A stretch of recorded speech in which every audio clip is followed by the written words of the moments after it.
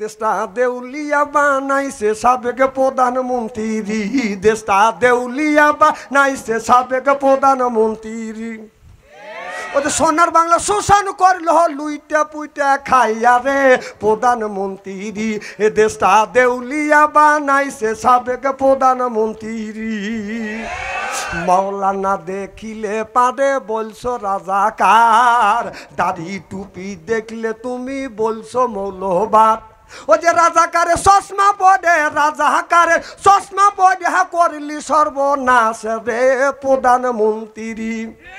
দেশটা দেউলিয়া বানাইছে সাবেক প্রধানমন্ত্রী, এ দেশটা দেউলিয়া বানাইছে সাবেক প্রধানমন্ত্রী। ও যে সোনার দেশটা শোষণ করলো, সোনার দেশটা শোষণ করলো লুইটা পুইটা খাইয়া রে প্রধানমন্ত্রী। কোথায় রলো কামরুল ইসলাম, কোথায় কাদের কাকা, কই গেল সে ওই মহিলার শ্যাতাং শ্যাতাং কথা। কোথায় গেল কামরুল ইসলাম, কোথায় কাদের কাকা, কই গেল সে ওই মহিলার শ্যাতাং শ্যাতাং কথা। ও দলের মানুষকে বাসাইয়া, দলের মানুষকে বাসাইয়া দিল্লি কইলা বাসারে প্রধানমন্ত্রী। দেশটা দেউলিয়া বানাইছে সাবেক প্রধানমন্ত্রী। বলেন না একটু, দেশটা দেউলিয়া বানাইছে সাবেক। সোনার বাংলা শোষণ করলো লুইটা পুইটা খাইয়া রে প্রধান, এই দেশটা দেউলিয়া বানাইছে সাবেক। 41 সাল পর্যন্ত ক্ষমতায় থাকিবে নমরুদের মতো দেশটা শাসন করিলে। 41 সাল পর্যন্ত ক্ষমতায় থাকিবে নমরুদের মতো দেশটা শাসন করিলে। ওই যে ছাত্রদের ওই হত্যা করে এত খুশি হইলে রে প্রধানমন্ত্রী। দেশটা দেউলিয়া বানাইছে সাবেক প্রধানমন্ত্রী, দেশটা দেউলিয়া বানাইছে সাবেক। কোথায় রলেন কামরুল ইসলাম, কোথায় কাদের কাকা, কোথায় রলেন কামরুল ইসলাম, কোথায় কাদের কাকা। ওই কোথায় রলো ওই মহিলার শ্যাতাং শ্যাতাং কথা। কোথায় রলেন কামরুল ইসলাম, কোথায় কাদের কাকা, কোথায় গেল ওই মহিলার শ্যাতাং শ্যাতাং কথা। ওদের দলের মানুষকে বাসাইয়া দিল্লি করলে বাসারে প্রধানমন্ত্রী, দেশটা দেউলিয়া বানাইছে সাবেক। জোরকন ঠিক কিনে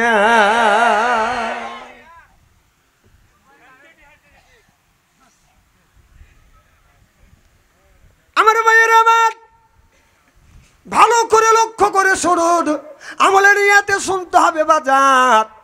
তাহলে আমি আপনাদের বুঝাইছি, যারা এই জমিনে আল্লাহকে মানে না, আল্লাহর কথা বাদান বলতে দেয় না, এরা হলো এক রকমের শয়তান।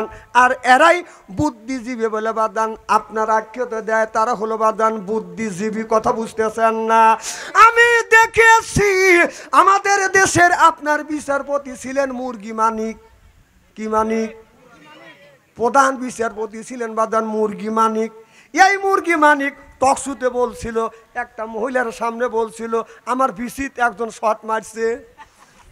কথা কয় না, বলে নাই তো? ওই মহিলাটা বলছিল, সাংবাদিক তো বলছিল বাম পাশে মারছে না ডান পাশে মারছে। তোকে এগুলিকে আমি কাপড় খুলে দেখাবো, তোর কেউ টকশুট যা কওয়া লাগবে এই কথা।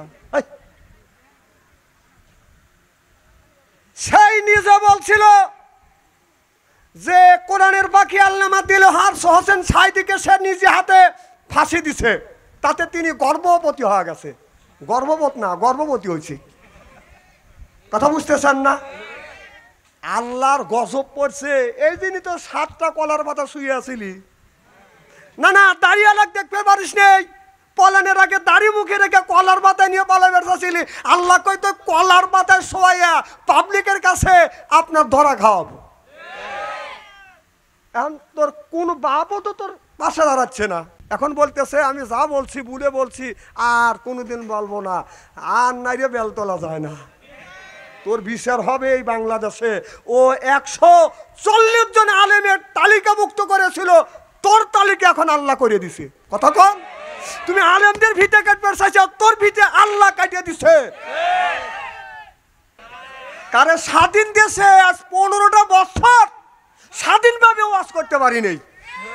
আজকে আমার মন বলতেছে হাত পাও একবারে ছুঁড়ে খালি ওয়াজ করেই যাই আছি। কারণ স্বাধীন দেশে স্বাধীনভাবে কথা বলবো, কেউ আর বাধা দিতে পারবে। আর স্টেজে উঠলি কয় আমি আওয়ামী লীগের সভাপতি। কথা কন আওয়ামী লীগের সভাপতি। এখন তুই কোনে গেলি? এখন কোনে গেলি? এই গ্রামটাকে নষ্ট করছে। গ্রামের মধ্যে 2-4 জন বাসকে বানা। কথা কন। আপনার আল্লাহ বলছে ওয়াজা আল্লাহ আয় আল্লাহ ওয়াজা আল্লাহ লিল মুত্তাকিনা ইমামা। সুবহানাল্লাহ একটু জোরে কন। তে আল্লাহ বলতেছে ওয়াজা আল্লাহ আয় আল্লাহ লিল মুত্তাকিনা ইমামা, একটা নেককার একটা পরহেজগার ইমাম বানাও। এ কথা কার? সেই ইমামটা হলো গ্রামের ইমাম, সে গ্রামটা হলো ইউনিয়নের ইমাম, সে গ্রামটা হলো থানার ইমাম, সেই ইমামটা হলো রাষ্ট্র ইমাম। আর সেই ইমাম বানাতে গিয়ে কয় যে ঠিক মতো মাল মারিস। ঠিক মতো মাল মারিস তুই কোনে? তুই কোনে? আমরা বারবার এই কথাটাই স্মরণ করে দিতে চেয়েছিলাম যে এই দিন সেই দিন, এই দিন চিরদিন থাকবে না, আর একটা দিন আসবে। আল্লামা দিলওয়ার হোসেন সাঈদী যিনি কোরআনের পাখি বলেছিলেন যে আমি উত্তর গগনে কালো মেঘ দেখতে পাচ্ছি, যা শুভে সাদেক হওয়া কঠিন হওয়া যাবে, কিন্তু যদি হয় আপনাদের মুসলমানের ইমানদারদের বুকের তাজা রক্তর বিনিময়ে সুম্মাস ফালা সাবিলিন, সেটা পরিষ্কার হওয়া যাবে। সুবহানাল্লাহ জোরে কর। সেইটা আজ 15 আপনার 5ই আগস্টে ছাপ হয়ে গেছে। বাছুর দিয়ে মা বলাইছে কে যাও তা গাভী গরুর বাছুর, গাভী আগে আগে গেলে বাছুর পিছন থেকে মেয়া করে যায়। আবার গরু সামনে যদি কুকুরের বাচ্চা শ্রীগালের বাচ্চা যদি আসে, ওই গরু হুঙ্কার দিয়ে ওই বাছুরে বাঁচানোর জন্য আসে। আর এমন লোকে মা করলি মা ঘুরেও তাকালো না।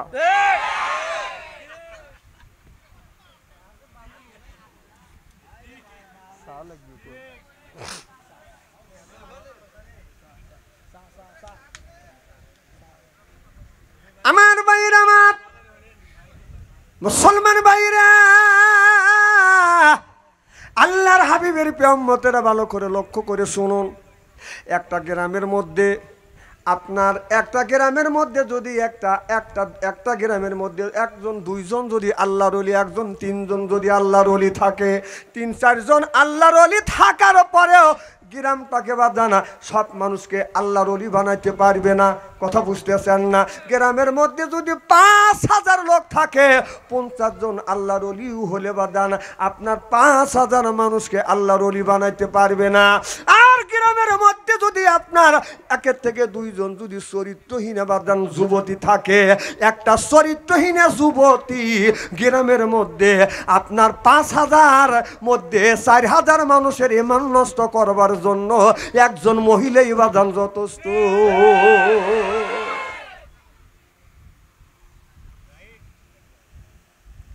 আমার ভাইয়ের, আমার গ্রামের মধ্যে যদি একজন সন্ত্রাসী আর চাঁদাবাজি থাকে, গ্রামের মধ্যে 1-2 জন 3 জন সন্ত্রাসী বাঁধান আপনার সন্ত্রাস করবার জন্য যথেষ্ট। আপনার 5000 মানুষকে তছনছ করে দিবে 3 জন ব্যক্তি। এখন যদি বলে হুজুর 3 জন হয় 5000 মানুষকে কেমন করে তছনছ করে দেয়, তার বাস্তব চিত্রগুলি যদি আমি আপনাদের সামনে তুলে ধরি, আপনারা বলবেন হুজুরা রাজনীতি শুরু করলো। রাজনীতি আমরা করি না, কোরআনের মধ্যে বাঁধান রাজনীতি আছে না? না।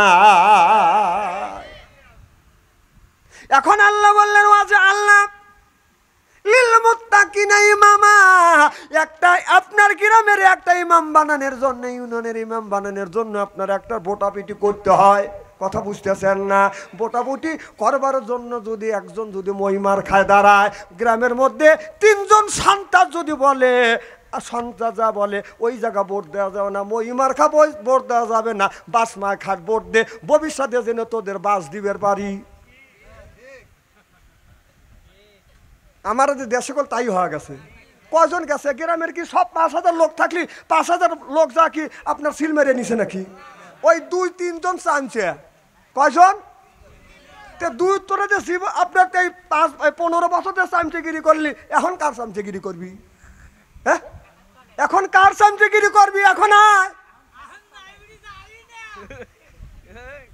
এখন ওই সমস্ত আন্ডা বাচ্চা বোঝেন, যখন আল্লাহ সর্বপ্রথম জিন জাতির আগে এক জাতি তৈরি করেছিলেন, তারপরে জিন জাতিকে তৈরি করলেন ইবাদত করবার জন্য। এই জিন জাতি দুনিয়ার বুকে এসে লয়তানি, শয়তানি, চুরি ডাকাতি, বদমাইশি, সন্ত্রাসী, চাঁদাবাজ সব করা নিল।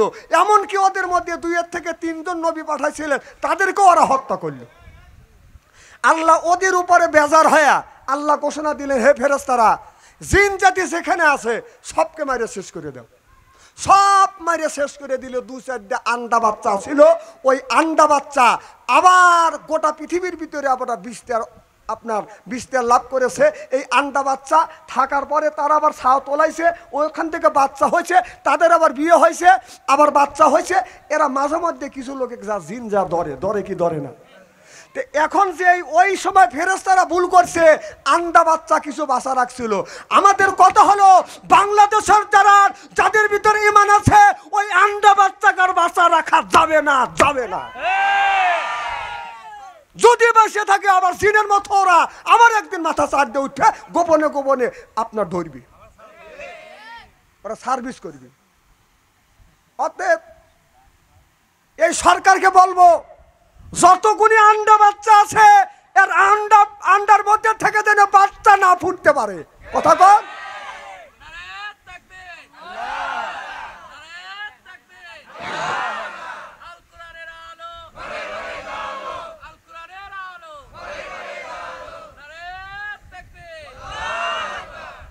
আমার ভাইয়ের আমার ভাইয়ের আমার ভালো করে লক্ষ্য করে শুনুন। আল্লাহ মানুষকে সৃষ্টি করেছে তার ইবাদত আর তার বন্দেগী, তার দাসত্ব আর তার গোলামি করবার জন্য। দাসত্ব করা লাগবে আমার আল্লাহ। আমাদের চলনে ফরনে, ওঠনে বসনে, শয়নে স্বপনে একমাত্র হুকুম মানা লাগবে আমার আল্লাহ। চিল্লে এখন সুবহানাল্লাহ। আল্লাহ বললেন, বান্দা আকিমুস সালাহ, আমি আল্লাহ আমার ইবাদত করো। এবার যান উঠে যাচ্ছেন কে? উঠে গেলে গেলে আপনাকে মনে করবে যে ওই পক্ষের আন্ডা বাচ্চা। হ্যাঁ, আচ্ছা, আমি কি কোরআন হাদিসের বাইরে কোনো কথা বলছি নাকি? কোরআন হাদিস দিয়ে বাস্তবের সাথে মিল করে কথা বললে আপনাদের খারাপ লাগবে কেন? এখন বলতে পারবেন আমি আওয়ামী লীগের সভাপতি। আজকে বহুত চালাইছে, 15টা বছর চালাইছে। এই আলেমদেরকে কোরআনের কথা হক কথা বলতে পারো না। আচ্ছা, আমরা এক গ্রামে যা কোরআনের হাদিসের কথা বলে কয়টা ভোট আমরা কাটতে পারবো? কে আমাকে ভোট দিবে কন? আমি যে সাজাদপুর থেকে আপনার সলঙ্গা থানায় আসছি, আমি কি জীবনে এখানে মহিলা পদেও তো দাঁড়াতে পারবো না আমি। আর আমাদের স্টেজে ওঠার সাথে সাথে বলছে আমি লীগের সভাপতি, এমন সেমন কথা বললে পাও কেটে হাতে ধরা দেবো। আজকে আয় এই সলঙ্গা থেকেও পালা গেছি, দুঃখ লাগে। আমরা এই কথাই বলছিলাম, এই ক্ষমতা চিরদিন থাকবে না। আমার ভাইয়ের আমার এদিক তাকান, চেহারা কি একবার খারাপ নাকি?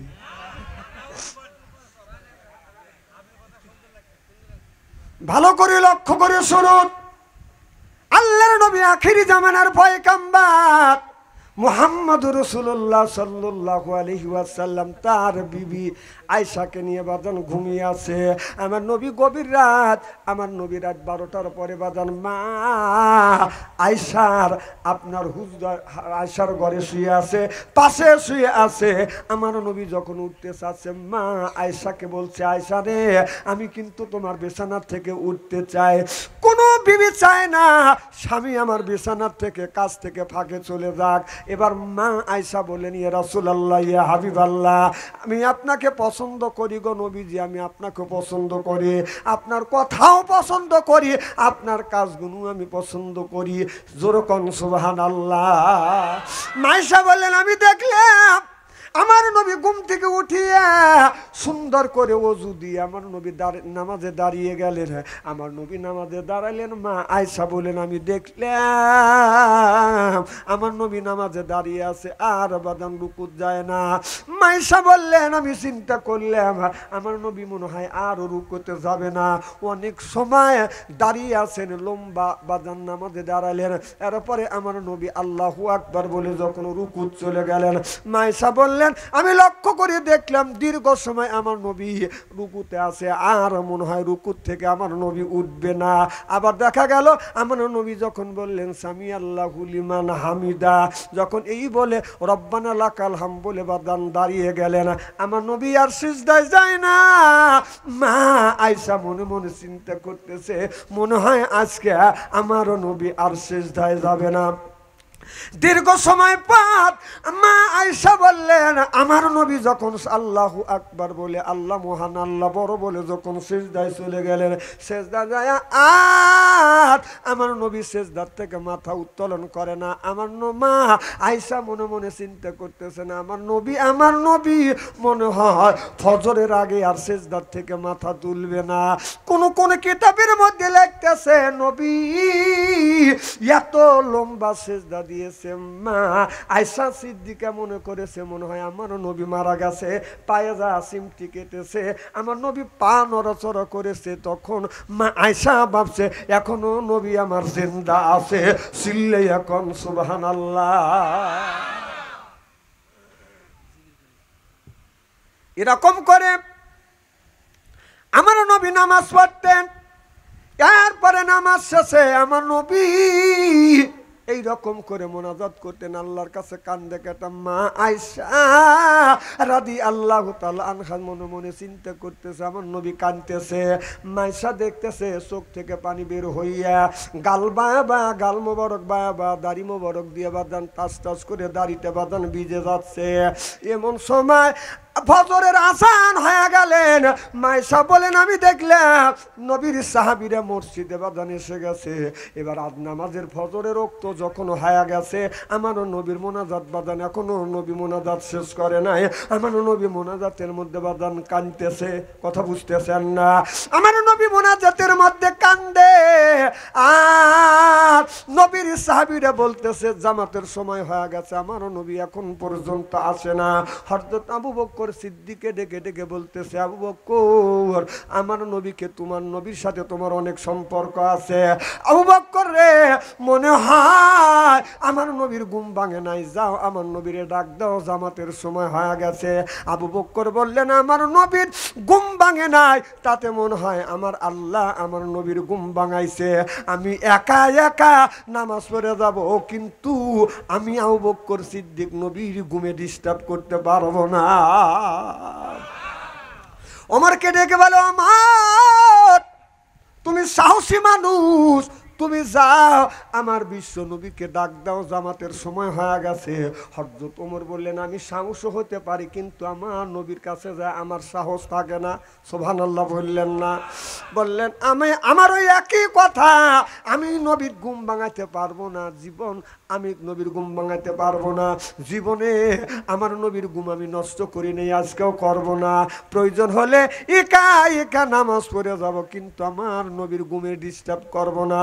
এবার বেলালকে ডেকে বলে বেলাল তুমি আজান দিয়েছো, তুমি যা আমার নবীরে ডাক দাও। এবার হযরত বেলাল বলে আমি যখন আজান দিছি আমার উপরে যখন তোমরা দায়িত্ব দিলে হযরত বেলাল আস্তে আস্তে নবী হুজুর কাছে যাইয়া হযরত বেলাল বলেন আসসালাতু খায়রুম মিনান নাওম, ঘুম হইতে নামাজ ভালো। যখন এই কথাটা যখন আমার নবীর কানে গেছে, আমার নবী আপনার মোনাজাত কমপ্লিট করে আপনার ঘর থেকে বাতান আপনার বের হইয়া দরজা খুলে যখন ঘর থেকে বের হইছে, হযরত বিলাল লক্ষ্য করে দেখে আমার নবীর চোখটা লাল হয়ে গেছে। হযরত বিলাল বলে ইয়া রাসূলুল্লাহ ইয়া হাবিবাল্লাহ, আমার মনে হয় আপনি রাতে একটুকু ঘুমান নাই। আমার নবী বললে বিলাল আমি রাতের বেলা ঘুমাই নাই, তুমি কেমন করে বললে আনুমানিক করতেছো? বিলাল বলে ইয়া রাসূলুল্লাহ ইয়া হাবিবাল্লাহ, আমি আনুমানিক করতেছি না গো নবীজি, আমি সে দেখছি আপনার চোখ চোখটা লাল হয়ে গেছে গো নবীজি, আমার আপনার চোখটা লাল হয়ে গেছে গো নবীজি। আমার নবী বলে, বেলাল রে, আমি নবী সারা রাত দাঁড়িয়ে দাঁড়িয়ে নামাজ পড়েছি, চিল্লাইয়া কোন সুবহানাল্লাহ। বিলাল বলে, ইয়া রাসূলুল্লাহ, ইয়া হাবিবাল্লাহ, ও নবীজি, আপনি তো গুনাহ থেকে মাসুম, আর নবী রাসূল থেকে গুনাহ থেকে মুক্ত, আর আমরা মানুষ গুনার সাথে বাজান যুক্ত। প্রত্যেকটা নবী রাসূল গুনাহ থেকে মুক্ত, আর আমরা মানুষ গুনার সাথে যুক্ত। নবীজি, আপনার এত ইবাদত বন্দেগী করতে হবে কেন? এবার আমার নবী চোখের পানি ফেলে দিয়ে কান্দে। বিলাল, এই প্রশ্ন কেন করলে? বিলাল বলে, ইয়া রাসূলুল্লাহ, ইয়া হাবিবাল্লাহ, আপনারে তো আল্লাহ গুনাহ লিখবে না, আপনারা তো বেগুনাহ মাসুম, আপনার তো গুনাহ নাই, তারপরে এত আল্লাহর ইবাদত বন্দেগী করতে হবে কেন? এবার আমার নবী বলে, বিলাল, আমি আল্লাহর ইবাদত করি, আল্লাহর বন্দেগী করি, আল্লাহকে স্মরণ করি। আমার আল্লাহ এই পৃথিবী মানুষ বলে সর্বপ্রথম আমাকে তৈরি করেছে। মানুষ বলে সৃষ্টি করবার পরে, মানুষ হিসেবে সৃষ্টি করবার পরে সুন্দর আল্লাহ মাথা দিয়েছে, চোখ দিয়েছে, নাক দিয়েছে, এরপরে হাত দিয়েছে, পা দিয়েছে। চোখ দিয়ে দেখার জন্য, তামাম পৃথিবী দেখার জন্য একটা চোখ দিয়েছে। নিজের মনটা ভালো রাখার জন্য বউ দিয়েছে, ছেলে মেয়ে দিয়েছে। আমি আল্লাহর শুকর আদায় করতে কি পারবো না? চিল্লে এখন সুবহানাল্লাহ, নারে তাকবীর। তাহলে ইবাদত করব আল্লাহকে। আল্লাহ যে নিয়ামত গুলি দিয়েছে, আল্লাহর নবী বললেন, এই নিয়ামতের শুকর আদায় করতেছি। সুবহানাল্লাহ বললেন না? আর আমরা নিয়ামতের শুকর আদায় করি। কোন শুকর আদায় করি? জাতির পিতা। নাউজুবিল্লাহ, এটা জোরে কর। জাতির পিতা কে? নেন গুরু এখন না, জীবন মারা যাকে বাপ বাপ করছেন, আজ বাপ কতি কি হয়? না না, যাক বাপ বাপ করছেন, এখন বাপ বাপ কও, এখন বলতেছ জাতির পিতা। এদিনে বাপ বাপ করছে, অমুকে বাপ।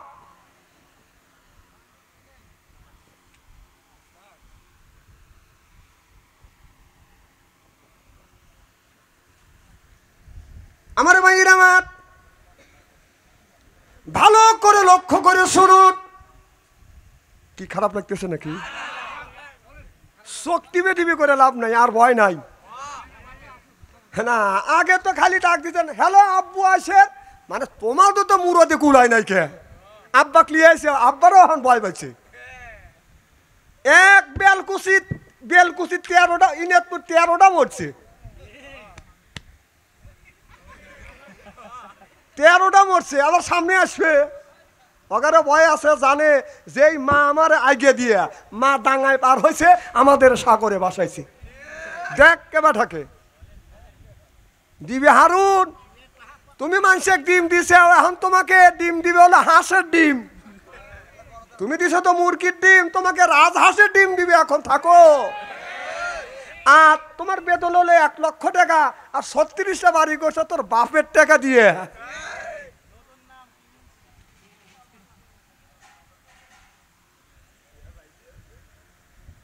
আল্লাহ নবীর পরেই হলো টাকা। আল্লাহ নবীর পরে কি? দুনিয়ায় বেঁচে থাকতে টাকার দরকার আছে না নাই? তাহলে এগুলি আল্লাহ দিয়েছে। সেই টাকার এত লোভ খাতি খাতি বাংলাদেশ খাই ভালো। কথা কয় না, কথা কয় না। আর চোখে বাঁধে লিছিলে হলো সেই আপনার রাজাকারের চশমা পরে লিছিলে। আর রাজাকার করে করে তোমার জীবন চলে গেল। রাজাকার কথা কয় তুমি মামুর বাড়ি যা পার হয়ে গেল। আমার ভাইরা, আমার মুসলমান ভাইরা, এরাই হলো বাদান বুদ্ধিজীবী। এরা বলছে আল্লাহ, এরা আল্লাহকে মানে নাই। এরা বলছে দেয়ার ইজ নো গড, আল্লাহ বলতে কেউ নাই, আল্লাহ বলতে কেউ নাই। তারা আল্লাহ বলে নাই, আল্লাহ মানে নাই। তারা বললেন এই পৃথিবীতে এমনি এমনি ভাবে বাজান হয়েছে। বন্ধুগণ আমার, হযরতে ইমামে আজম আবু হানিফা রহমাতুল্লাহ আলাইহির জামানায় ইহুদিরা বললেন আল্লাহ নাই। আমাদের ইমাম আবু হানিফা রহমত, আমাদের মুসলমানেরা বললে আল্লাহ আছে। ইহুদিরা বললেন আল্লাহ নাই। এখন তাদের হাতে বাজান বাহাস হবে।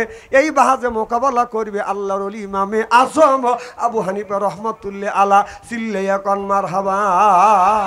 ওরা আল্লাহ মানে না, কোরআন মানবে কি? তাদের সাথে বাহাস। ওরা বলে আল্লাহ নাই, আর মুসলমান বলে আল্লাহ আছে। তার বাহাস করবে ইমামে আজম আবু হানিফা রহমতুল্লাহ আলা। তিনি বললেন বাহাস কবে? যে শনিবারের দিন বেলা 10টার সময় বাহাস। শনিবারের দিন 10টায় হাজার হাজার মানুষ উপস্থিত। যে জায়গা বহাস হবে হাজার হাজার মানুষ উপস্থিত হয়ে গেছে। মুসলমান আর ইহুদিদের মধ্যে বাজান বহাস হবে, কিন্তু আসবা বহাস হবে 10টায়। 1টা বাজে বাজান আপনার কোনো মানুষ বাজান আসে না। ইমামে আজম আবু হানিফা রহমতুল্লাহ আল্লাহ বাজান যায় না। ইহুদিরা চিন্তা করলেন এবার মুসলমানের পরা যায় আর নাস্তিকদের বাজান জয়। এখন মিছিল বের করবে। বেলা 1টা বাজান পার দিয়ে গেছে, মিছিল বাজান এখন বের করবে, ধ্বনি দিবে। এমন সময় আল্লাহর ওলি ইমামে আজম আবু হানিফা রহমতুল্লাহ আল্লাহ উপস্থিত হয়ে গেলেন। ইহুদির সর্দার বললেন আপনার আসার কথায় সকাল 10টায়, এখন দুপুর বাজে 1টা পার হয়ে গেছে, আপনার সাথে বহস করব কি? আপনার তো টাইমেরই তো জ্ঞান নাই, কি বহস করব আপনার সাথে? আল্লাহর ওলি বললেন বাবা আমি কি জন্য আসতে লেট হয়ে আছে এটা তো শুনবে। বলে হ্যাঁ তুমি বলো।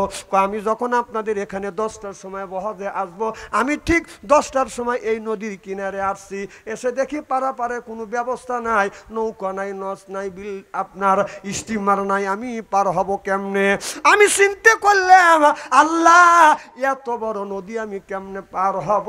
লক্ষ্য করে দেখলাম এমনি একটা গাছের ফল পইল। ওই ফলের থেকে আমি তাকিয়ে দেখলাম একটা আস্তে আস্তে গাছ হয়ে গেল, আস্ত বড় একটা গাছ হয়ে গেল। কোথার থেকে যেন করাত আসলো, গাছটাকে কেটে ফেললো। করাত দিয়ে সিরে সিরে বাজান তক্তা আমান তক্তা বাজান বানাইলেন। আমান তক্তা এক জায়গা হইয়া একের উপরে এক আর একের উপরে এক একের উপরে এক লাগতে লাগতে বিনে মিস্ত্রিতে একটা নৌকা তৈরি হয়ে গেল। এই নৌকা আস্তে আস্তে পানির মধ্যে বাদান ভেসে গেল।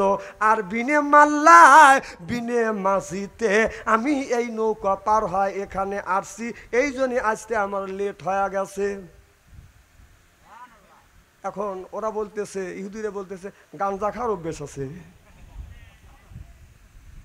গাঞ্জা খাওয়ার যদি অভ্যাস না থাকে এত গাঁজাখুরি কথা বলতে পারে কিভাবে? হঠাৎ করে একটা গাছ তৈরি হয়, গাছটা বিনে মিস্ত্রিতে কাটা হয়, বিনে মিস্ত্রিতে তক্তা হয়, বিনে মিস্ত্রিতে আপনার নৌকা তৈরি হয়, তারপরে নৌকা ভাষ্য আর বিনে মাঝি তার বিনে মাল্লায় নৌকা বাতাসে বাইটেলে যাইতে পারে, কিন্তু উচন ধরে বিনে মাঝিতে কেমন করে এই নৌকা বায়া আপনি চলে আসলেন? এটা গাঁজাখুরি কথা না। ইমামে আজম আবু হানিফা রহমতুল্লাহ আলা বললেন আমার বহস শেষ। তাহলে বিনে মিস্ত্রিতে যদি একটা নৌকা তৈরি না হয়, বিনে মিস্ত্রিতে যদি কাঠ না কাটা হয়, বিনে মিস্ত্রিতে যদি তক্তা যদি না হয়, বিনে মাঝিতে যদি নৌকা যদি না চলে, বিশাল আসমান বিশাল জমিন কেমন করে বিনে মিস্ত্রিতে তৈরি হয়? এরা হলো বুদ্ধিজীবী। আর আদম আলাইহিস সালাম হলো জ্ঞানী। সুবহানাল্লাহ, একটু জোরে কর। আমার ভাইয়ের আমার অনেক ধরনের বুদ্ধিজীবী এসেছিল। এই 15 বছর আপনার এই দেশটা শাসন করছে। আর যদি 10 বছর শাসন করতে পারত, যেমন 41 সাল পর্যন্ত নিয়ত করেছিলেন, 41 সাল পর্যন্ত যদি আপনার ক্ষমতায় যদি থাকতে পারত, এই দেশের মানুষটাকে নাস্তিক বাদান বানিয়ে দিত। বলতে পারেন যে আওয়ামী লীগের কি নামাজি লোক নাই? না, ও নামাজ ইহুদিরা পড়ছে, এখনো ইহুদিরা নামাজ পড়ে। আওয়ামী লীগ নামাজ পড়ে না, আমি অস্বীকার করি। ইহুদিরা নামাজ পড়ে না, তারা কি আপনারা অস্বীকার করেন নাকি? ইহুদিরাও নামাজ পড়ে। আমার ভাইয়ের আমার, কারণ আমাদের দেশের ছেলে মেয়ে লেখাপড়া করিয়া আপনার সুশিক্ষায় শিক্ষিত হবে সেই জিনিসটা নাই। আপনার দেখবেন বই পুস্তকের ভিতরে আপনারও কোনো সাহাবীর জীবনী নাই, একটা কোরআনের আয়াত নাই। এই পৃথিবীর মধ্যে আপনার কোন জায়গা বড় বড় মন্দির আছে সেই কথা বাদান আপনার তুলে ধরেছে বই পুস্তকের ভিতরে। ধরো কন ঠিক কিনে বই পুস্তকের মধ্যে দিয়েছিলেন মানুষ বানর থেকে জন্ম। মানুষ বানর থেকে জন্ম না, তুই বানর থেকে জন্ম হবে কতক্ষণ। মানুষ বানর থেকে জন্ম না, মানুষ জন্ম মানুষ থেকেই, সুবহানাল্লাহটা সরকার। আর বানর জন্ম বানর থেকেই। আর ওরা বানাতেছে আমাদের ছেলে মেয়েদের মগজটাকে গুরুয়া অন্যদিকে নিতে চায়। মানুষ কিন্তু তৈরি হয়েছে বানর থেকে। আগে কিন্তু বানরা ছিল। বানরা ছিল কেমন করে মানুষ হলো, কয় যে গাছের সাথে আপনার নেজটা গোস্তা নেজ উঠে গেছে, তারপরে বানর হয়েছে, মানুষ হয়েছে। চিন্তা করছে। আর এইরকম গাঁজাখুরি জিনিস বই পুস্তকের মধ্যে দিয়ে দেশের ছেলে মেয়েদের লেখাপড়া একবারে শেষ করে ফেলাইছে। আমার ভাইয়ের আমার এদিক তাকান, একবারে কি খারাপ নাকি? শোনেন, আলেম যতই কালো হোক চেহারার দিকে চা থাকলে সগিরে গুনাহ মাফ করে দেখে। সুবহানাল্লাহ একটা জোর কর। এক নাস্তিক স্কুলের মধ্যে যাইয়া ছাত্রদের বলতেছে আল্লাহ বলতে কেউ নাই, দিয়ার ইজ নো গড। আপনার একটা ছাত্র যাইয়া প্রিন্সিপালকে ডেকে নিয়ে আসে, স্যার এই লোকটা যদি এই স্কুলের মধ্যে থাকে তাহলে সব মানুষের ছেলেদের মগজ ঘুরিয়ে ফেলবে। সে বলতেছে আল্লাহ বলতে কেউ নাই, এমনি এমনি দুনিয়া সৃষ্টি হয়েছে, মানুষ এমনি এমনি হয়েছে। এবার প্রিন্সিপাল সাপ এসে বলতেছে আপনি নাকি বলছেন আল্লাহ বলতে কেউ নাই? বলে হে বলেছে। বলেন বলেন আপনার আব্বাকে?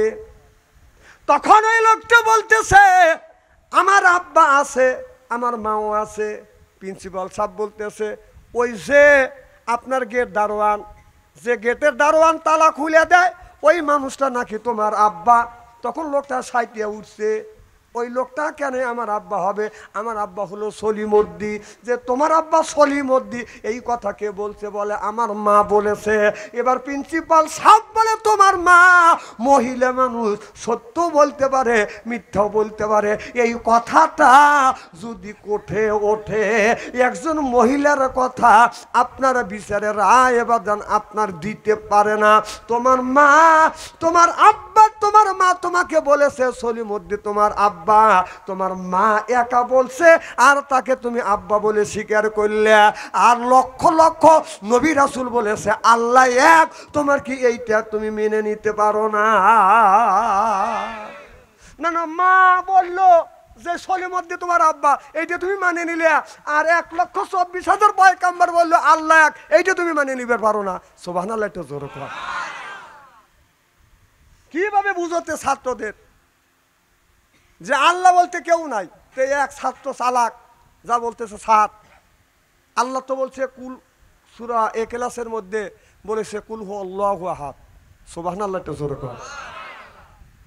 তে আল্লাহ সূরা ইখলাসের মধ্যে আল্লাহ এক বলে ঘোষণা করেছেন, আর আপনি আল্লাহকে মানেন না। তাই যারে দেখি নেই নয়নে তারে বুঝিব কেমনি? আল্লাহ নাই, আল্লাহ যদি থাকে আল্লাহ দেখাও।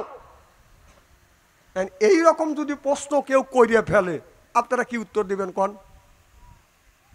আর তো আপনারা দেখাতেও পারবেন না, উত্তর দিতেও কথা কয় না। পারবো? আমি আপনাদের বুদ্ধি শিখে দিই। ওই ছাত্র বলল স্যার আপনি কি জীবিত না মৃত? এবার ওনা বলছে আমি জীবিত।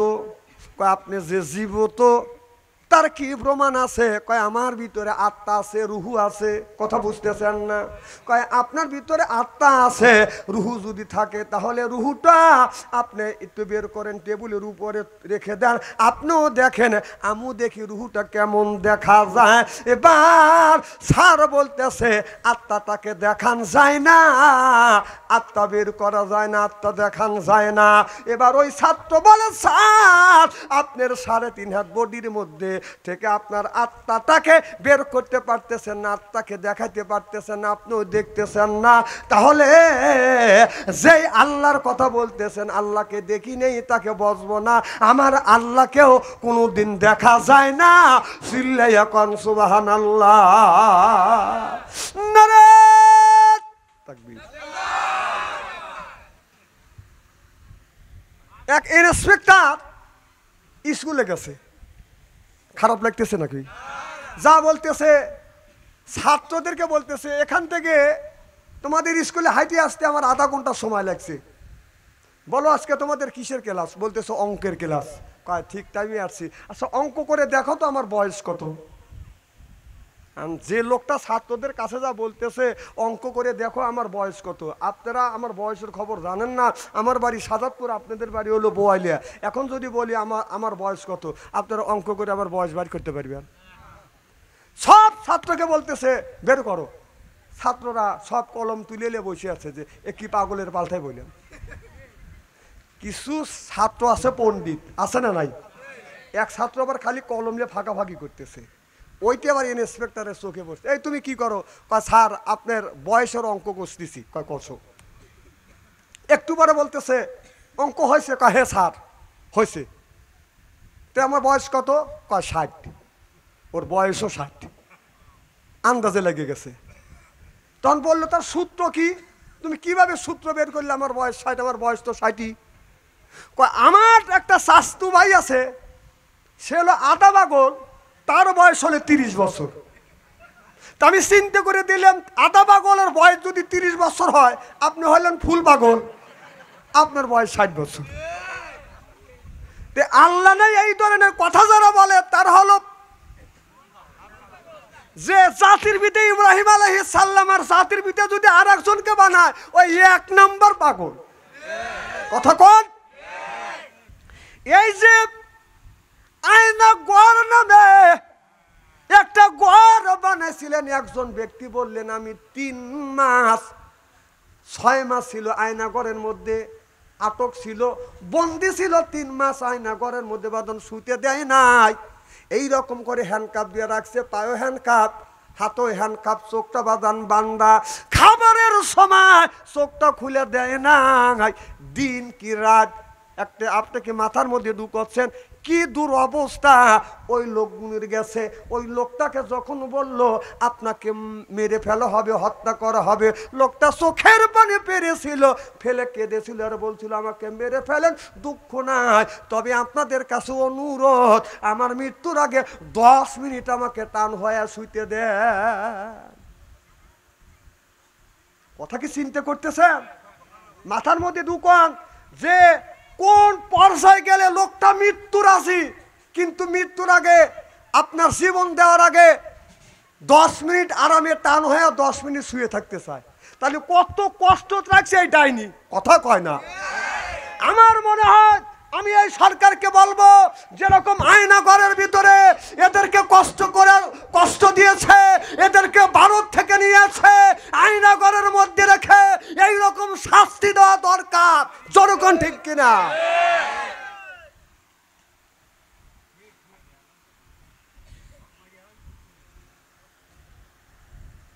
এই কথা বলতেছি, ওর যে ছেলেপেলা আছে, সাওয়ান্ডা আছে,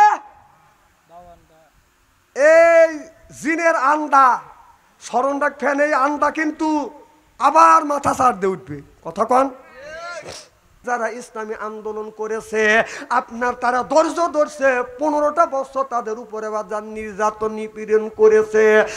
এরপরে সব সময় বলছে জামাত ইসলাম, জামাত শিবিরে, এমন যেদিন নামে যাবে তার আগের দিন, তার 3 দিন 4 দিন আগে জামাত শিবিরে জামাত ইসলামকে বাতিল করবার জন্য সে একটা আইন পাস করলো। আমি দেখেছি যারা জামাত শিবির করে, আমি দেখছি তারা এক একটা জামাত শিবিরে এক একটা শিবির না, এক একটা আল্লাহর ওলি। চিল্লে এখন মারহাবা। তাহাজ্জুদ নামাজ পর্যন্ত পারে একটা শিবিরের পোলাপান আমি দেখেছি বেশিরভাগ আপনার 95% শিবিরের পোলাপান যারা শিবির করে তারা বাদান তাহাজ্জুদ নামাজে এক ওয়াক্ত কাজা করে না। আমি দেখছি জামাত ইসলাম যখন বাতিল করছে ওই দিন আমি তাদের সাথে ছিলাম, পালতক ছিলাম, দেখছি শিবিরের পোলাপানে রাতের বেলা কাঁদতেছে আর বলে আল্লাহ তোমার কাছে কিছু চাই না, নিজের জীবনটাকে উৎসর্গ করে দিয়েছি আল্লাহ এই ইসলাম প্রতিষ্ঠিত করবার জন্য। সেই শিবিরদেরকে, সেই জামাতি ইসলামদেরকে, তোমার কোরআনের গোলামদেরকে এই জালিম সরকার আল্লাহ নিষিদ্ধ করেছে। যদি নিষিদ্ধ হয় এই জমিনে কেমন করে তোমার জমিনে কলমার দাওয়াত দিব? আমি দেখেছি শিবিরের পোলাপান চোখের পানি ফেলে ফেলে আল্লাহর কাছে বিচার চাইছে, আল্লাহ বিচার করো। 3 দিন হয় না সরাসরি আল্লাহ বিচার করেছে। আপনার মানুষ ওদেরকে আন্দোলন করে নামাই নাই, আপনারও পালাইছে আল্লাহর গজবে। চিল্লে এখন ঠিক কিনে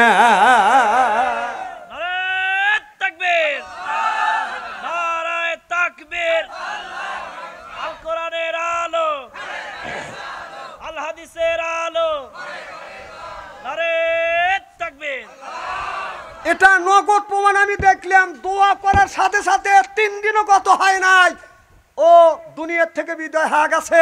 আপনার যারা ইসলামী আন্দোলন করেছিল তারা সেই শিবিরের পোলাপান কেঁদেছিল আর বলছিল আল্লাহ আমাদের যদি নিষিদ্ধ করা হয়, আমাদের যদি মারা হয়, তোমার জমিনে কলেমার দাওয়াত দিবে কে? আল্লাহ আমরা যদি নিষিদ্ধ হই, তোমার কোরআন যদি সত্য হয়, ওকে তুমি বাংলাদেশ থেকে বিদায় করে দাও, নিষিদ্ধ করে দাও। আল্লাহ দোয়া কবুল করিয়া ওকে বাংলাদেশ থেকে বিদায় করে দিয়েছে। আবু জেহেল যখন ওহুদের ময়দানে, বদরের ময়দানে যখন যাবে, খানায় কাবার গিলাফ ধরে বলেছিল আল্লাহ যে হক তাকে বিজয় দিও, বাতিলকে তুমি ধ্বংস করে দিও। আল্লাহ কয় আবু জেহেল তোর দোয়া আমি কবুল করলাম। সুবহানাল্লাহ, একটা জোরে কর। নবী ছিল হক, নবীর বিজয় হয়েছে, আবু জেহেল ছিল বাতিল, ওকে শেষ করে দেওয়া হয়েছে। ঠিক আমি নিজে দেখেছি তার আগের দিন ছাত্ররা কেঁদেছে, আল্লাহর কাছে বলেছে আল্লাহ যদি আমরা হক থাকি তাহলে আমাদের জমিনে টেকে রাখো, আরো যদি বাতিল হয় ওকে দেশ থেকে বিদায় করে দাও। ঠিক আল্লাহ দোয়া কবুল করছে। ওরা হক, ইসলামী দল যা আন্দোলন করেছে ওরা হক, ওরা টিকে আছে, বাতিল মামুর বাড়ি চলে গেছে। রক্ত ছাড়া জমিনে ইসলাম প্রতিষ্ঠিত হবে না, হতে পারে না। একটা বিল্ডিং যদি তৈরি করতে চান নিচে কিছু ইট দিতে হবে, কথা বুঝেন কি? একটা বিল্ডিং তুললে নিচে আপনারা ফাউন্ডেশন দিতে হবে, কম করে হলো 20 ইঞ্চি নিচে গাঁথনি দিতে হবে, 25 ইঞ্চি, তারপরে 20 ইঞ্চি, তারপরে বাদান আপনার 10 ইঞ্চি, তারপরে 5 ইঞ্চি দিয়ে বিল্ডিং গাঁথিয়া তুলবেন। আপনার কোনো ইট, সব ইটই যদি বলে নিচে আমরা যাব না, সবাই আমরা উপরে থাকবো, আপনারা বলুন বিল্ডিং কি হবে? জোরকন হবে? আপনার মতো আমার মতো উপরে থেকে খালি মাছ মারিয়া খাবো তাহলে ইসলাম প্রতিষ্ঠিত হবে না। ইসলাম প্রতিষ্ঠিত করতে গিয়ে আপনার টাকা দেওয়া লাগবে, পয়সা দেওয়া লাগবে, জিহাদের ময়দানে যাওয়া লাগবে। পয়সর হলে ইসলাম প্রতিষ্ঠিত করবার জন্য জীবন দেওয়া দরকার হলে আবু সাইদের মতো রক্ত পেতে দিব। জীবন দেওয়ার দরকার হলে ফাঁসির মঞ্চে উঠবো, জমিনে ইসলাম কোরআনের রাজ কায়েম করে ছাড়বো। সিল্লাইয়া কন্যার হাবা। রক্ত ছাড়া ইসলাম কোনোদিন বিজয় হয় নাই, রক্তপাত ছাড়া কোনো দেশ স্বাধীন হয় নাই। যখন ঠিক কিনা? পৃথিবীর যতগুলি দেশ স্বাধীন হয়েছে সব দেশ স্বাধীন হয়েছে রক্তের বিনিময়, জীবনের বিনিময়, ইজ্জতের বিনিময়। যখন আবার দ্বিতীয়বার বাংলাদেশ স্বাধীন হলো আপনার যুবকদের রক্তের বিনিময়।